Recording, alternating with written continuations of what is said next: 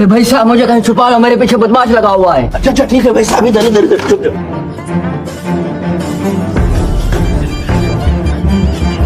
अरे भाई साहब, आपने किसी आदमी को यहाँ भागते हुए देखा है? भागता हुआ आदमी? हाँ भाई साहब। अरे क्यों भाई साहब, क्या हुआ? अरे भाई साहब क्या बोलूं, पूरे 1 लाख रुपए की घड़ी लेके भागा है। क्या 1 लाख रुपए की घड़ी? नहीं भाई साहब, मैंने नहीं देखा। अच्छा तो मैं आगे चेक करता हूँ। चल बारा। चला गया? हाँ। शुक्रिया। अरे किस बात का शुक्रिया, इधर ला। Oh no. अरे भाई साहब देख लो, पूरे 1 लाख रुपए का माल है। ऊपर वाला देख रहा है, गरीबों के साथ ज्यादती ना करो। गरीबों की बात तो मत लो। हाँ ठीक है, मुझे मत सिखाओ। ये लो 10,000 रुपए, जाओ यहाँ से।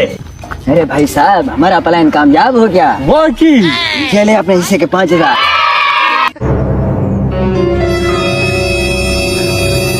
अबे हम तुझे पागल देते हैं क्या, जो तुझे 1 लाख की सोने की घड़ी देते हैं?